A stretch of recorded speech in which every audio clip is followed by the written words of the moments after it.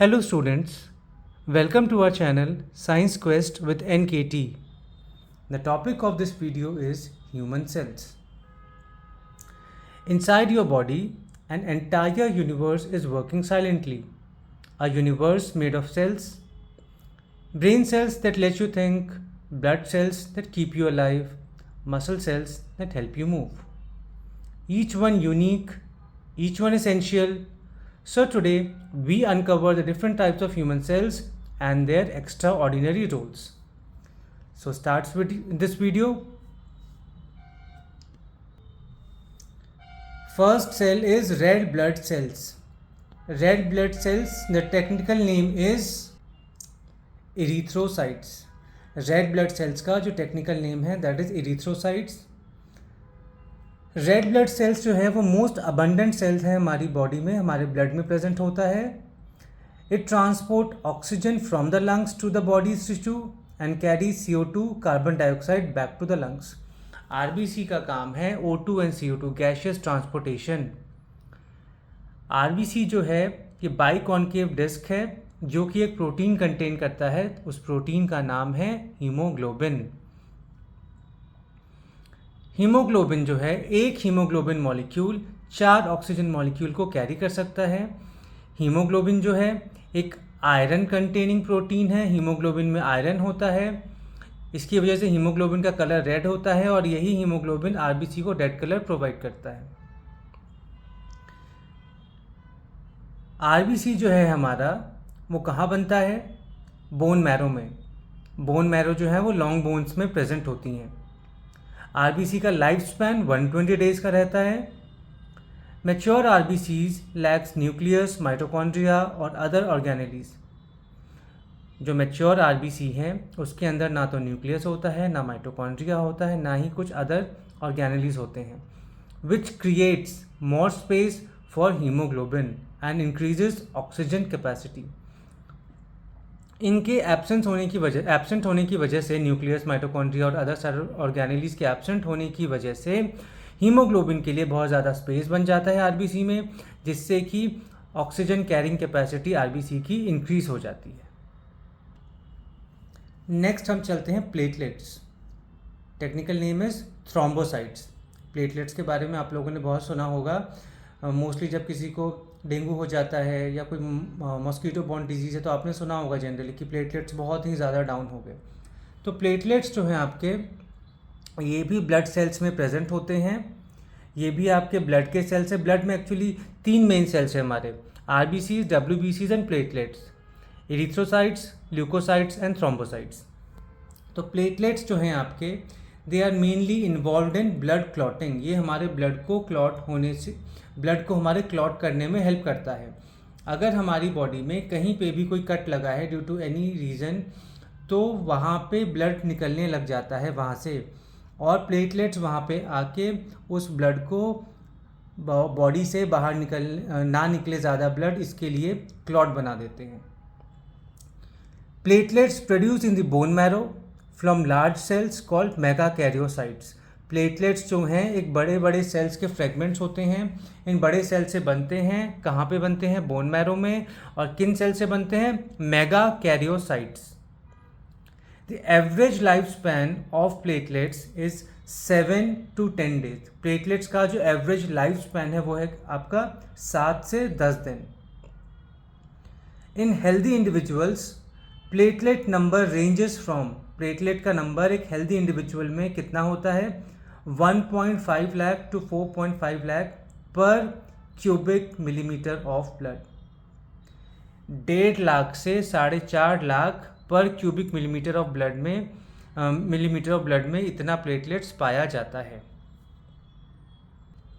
अगर ब्लड में प्लेटलेट्स का लेवल कम होने लग जाए तो ब्लड क्लॉटिंग में दिक्कत आएगी. इंटरनली भी प्लेटलेट्स हमारे बॉडी में वियर एंड टियर होता है तो वहाँ पे जो ब्लड वेसल्स वगैरह में होता है तो वहाँ पे ये आपका क्लॉट बनाने में हेल्प करते हैं.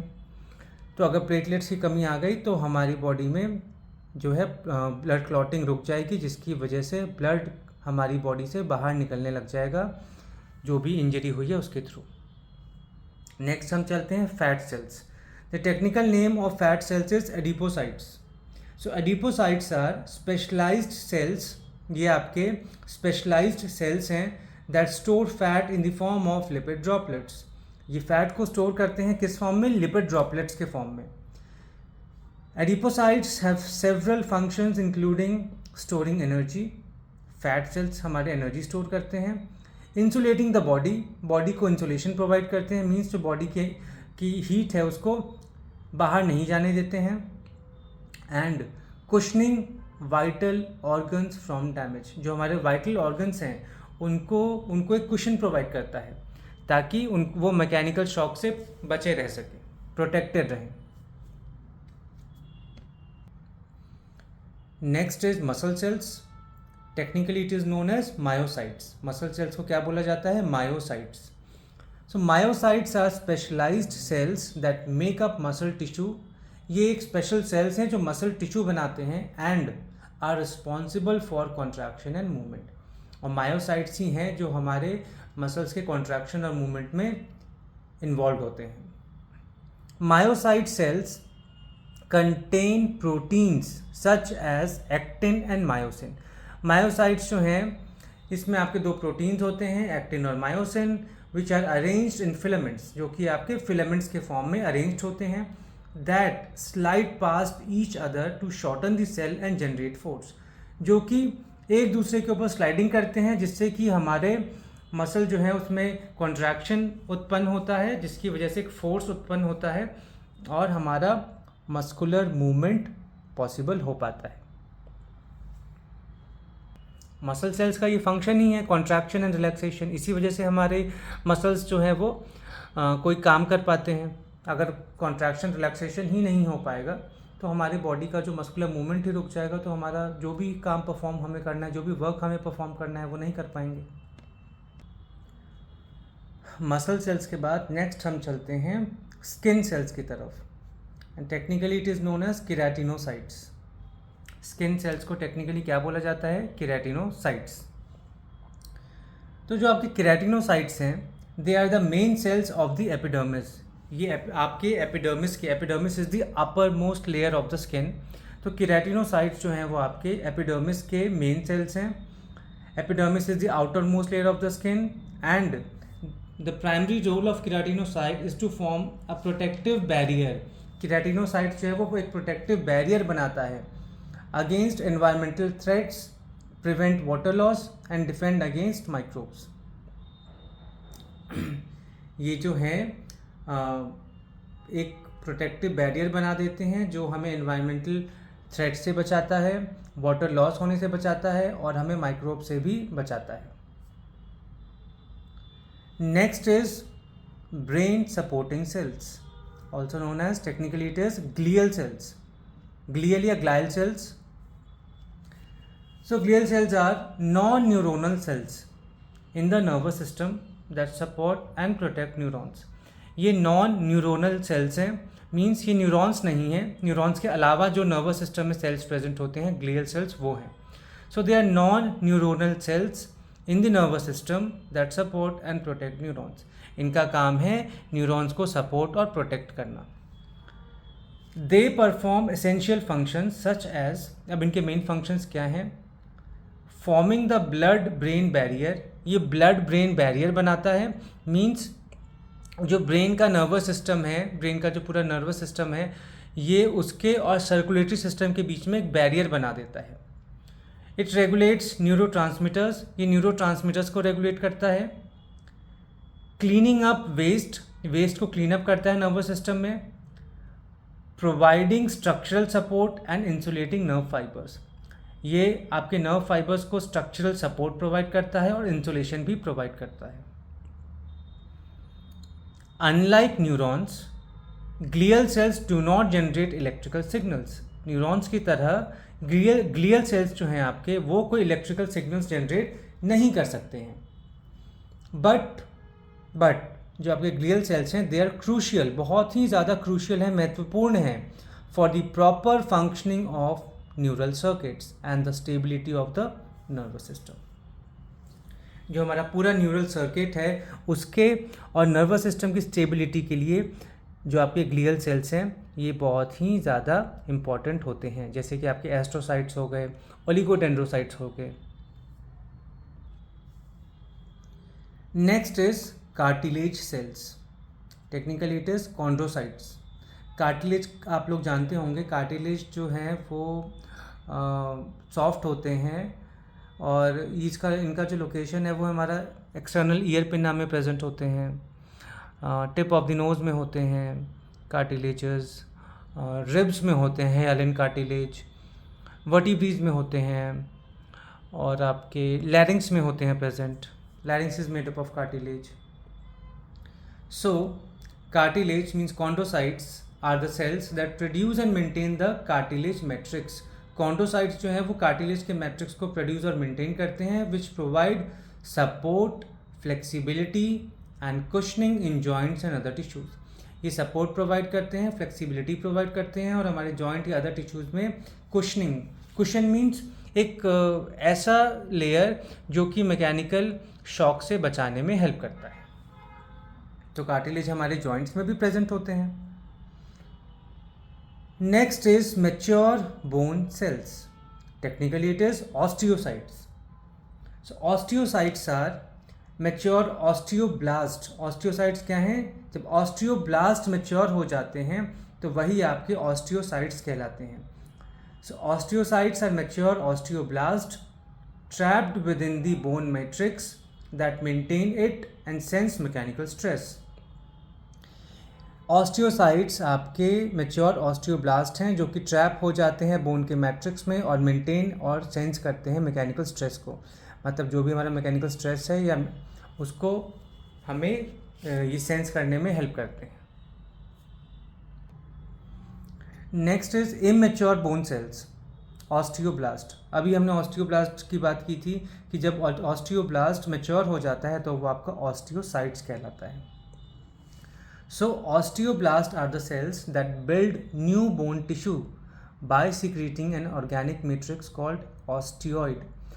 जो आपका ऑस्टियोब्लास्ट है वो आपका बोन टिश्यू बनाता है और क्या सिक्रीट करके बनाता है? एक organic matrix which is known as osteoid, which then hardens और mineralises with calcium phosphate crystals.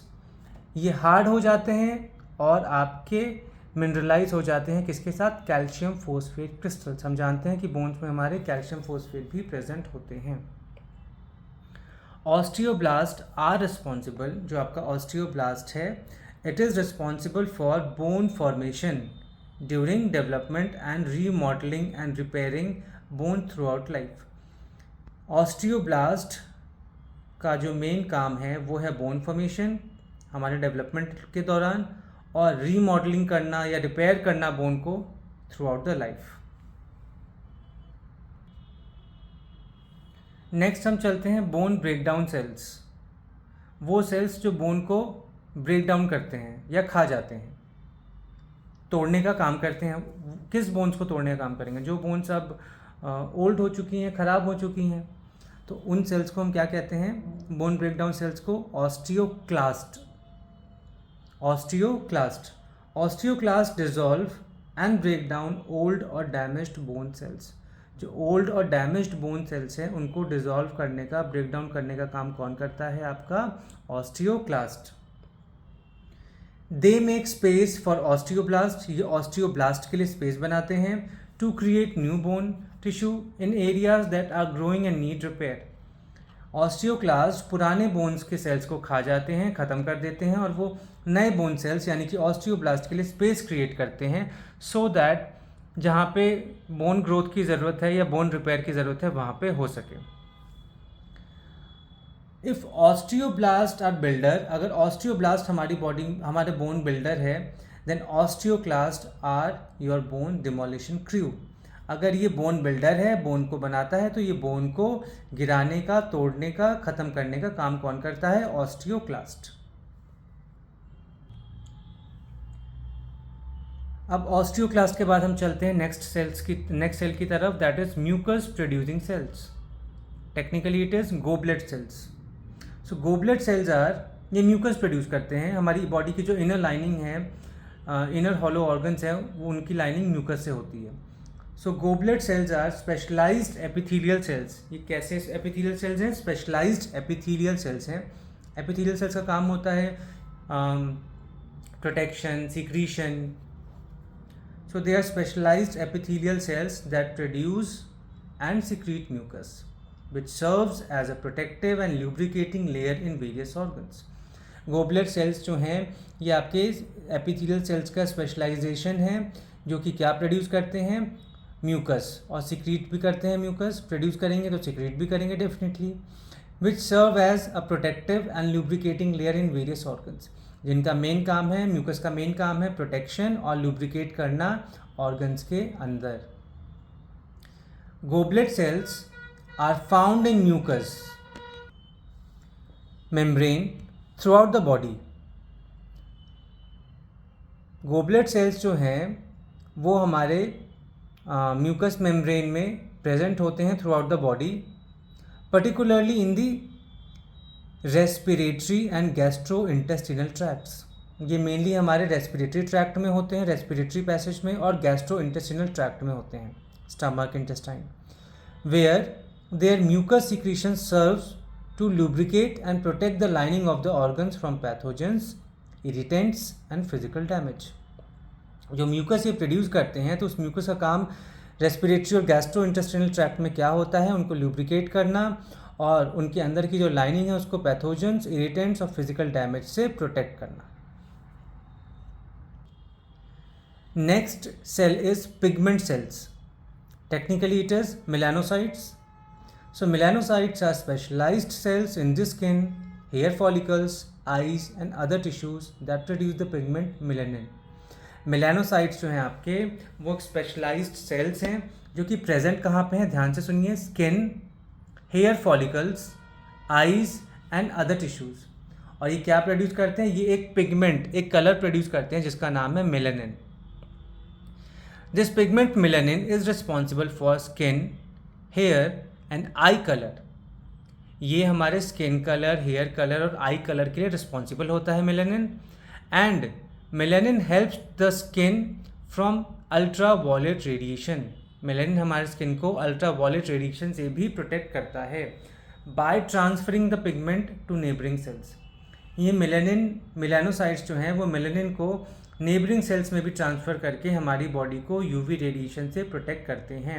तो हमारी बॉडी का एक नेचुरल डिफेंस मैकेनिज़्म भी है जो हमें सन से जो हार्मफुल अल्ट्रा वॉयलेट रेडिएशंस आ रही हैं उनसे प्रोटेक्ट करने का काम करता है। हमारी बॉडी का नेचुरल डिफेंस मैकेनिज़्म अपने आप में ही एक बहुत विचित्र है, बहुत ही अद्भुत है। बस बात यही है कि हम लोग उसको जानते नहीं हैं ढंग से, हम लोग उसको समझते नहीं हैं और हम लोग अननेसेसरी अपनी बॉडी को हल्के में लेते हैं, जो कि हमें नहीं लेना चाहिए।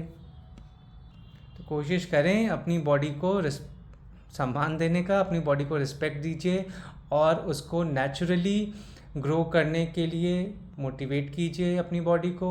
अच्छा खाइए, अच्छी लाइफस्टाइल जिए आप लोग। चलिए नेक्स्ट चलते हैं हम। Taste bud cells. Taste bud cells known as, technically it is known as gustatory cells. Gustatory cells. Gustatory cells are also known as taste receptor cells. इनको taste receptor cells भी कहा जाता है। They are specialized epithelial cells. ये भी आपके क्या हैं? Specialized epithelial cells हैं।